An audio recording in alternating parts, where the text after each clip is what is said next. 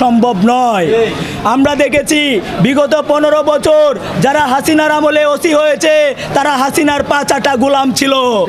তাদের বর্তমানে দায়িত্বে থাকার কোনো প্রয়োজনীয়তা আমরা মনে করি না, বরং তাদেরকে বরখাস্ত করে বিচারের মুখোমুখি করতে হবে। প্রিয় উপস্থিতি, আমরা পরিষ্কারভাবে বলতে চাই, পুলিশকে মাথা থেকে পা পর্যন্ত পুঙ্খানুপুঙ্খভাবে আমূল সংস্কারের মুখোমুখি করতে হবে এবং সেটার জন্য দ্রুত সময়ের মধ্যে দৃশ্যমান পদক্ষেপ গ্রহণ করতে হবে। আমাদের পটিয়াতে যারা সহযোদ্ধা রয়েছে তাদের মধ্যে অনেকে এখনও আহত, হসপিটালে কাতরাচ্ছে। আমরা চাই এবং আমরা বিশ্বাস করি এই দেশে আবারও জুলাই নেমে আসবে, বীর চট্টলা আবার ঐক্যবদ্ধ হবে, বাংলাদেশ আবার ঐক্যবদ্ধ হবে। 5 আগস্টের মতো বাংলাদেশের মানুষ আবারও রাজপথে নেমে আসবে। তারা পুলিশের সংস্কার চাইবে, তারা তাদের ভাইদের খুনিদের বিচার চাইবে, তারা মা হারা যারা যেই মা তার সন্তানকে হারিয়েছে সেই সন্তান হত্যার বিচার চাইবে। প্রিয় সহযোদ্ধা, আমরা আজকে চট্টলার এই পীর চট্টলার এই ক্যান্টনমেন্ট খ্যাত 16 শহর থেকে পুলিশ সংস্কার আন্দোলনের ঘোষণা করছি। আমরা পরিষ্কারভাবে বলতে চাই, যতক্ষণ পর্যন্ত কর্তৃপক্ষ পুলিশের সংস্কার কাজ শুরু না করবে ততক্ষণ পর্যন্ত আমাদের এই পুলিশ সংস্কার আন্দোলন চলবে।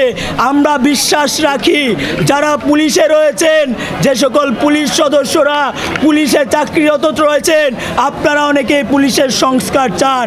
আমরা চাইব আপনারা আমাদের ভাই, আপনারা কাঁধে কাঁধ মিলিয়ে রাজপথে আসবেন, আপনাদের জায়গা থেকে আপনারা আমাদেরকে সংহতি জানাবেন এবং পুলিশের সংস্কার কাজের অগ্রগতির জন্য আপনারা মুখ্য ভূমিকা পালন করবেন।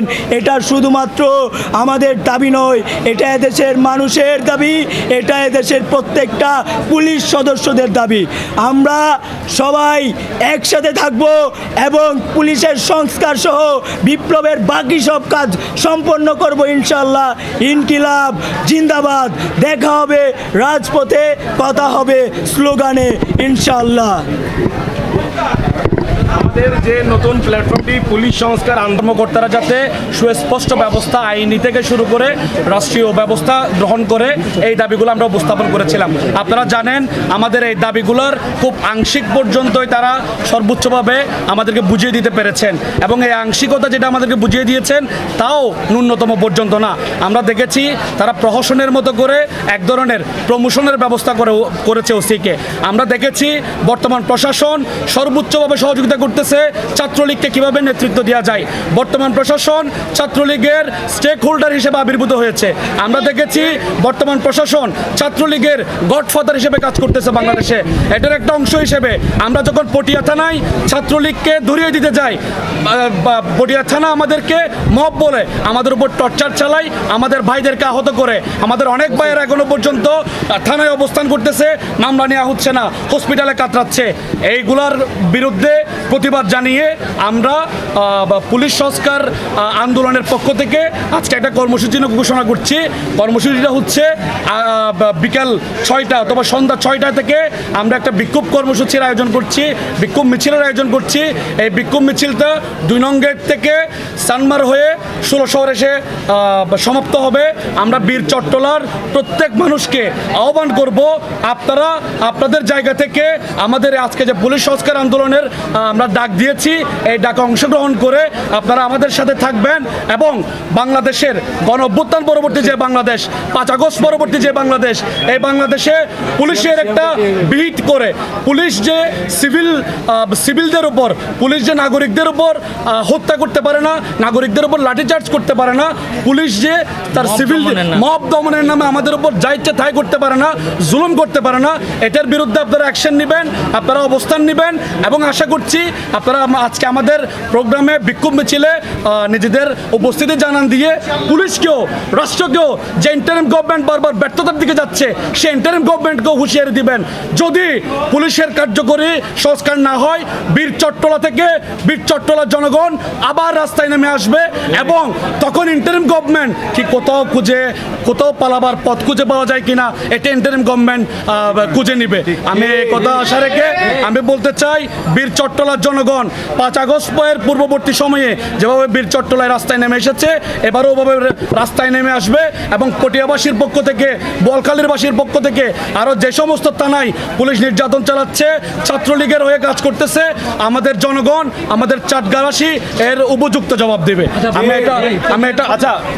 আমাদের একটা প্রশ্নোত্তর পর্ব আছে, আমরা প্রশ্নোত্তর পর্ব প্রশ্ন করেন, আমি কর্মসূচিটা ঘোষণা করি। সরকারের ব্যর্থ পলিসির ফলাফল আমরা দেখেছি।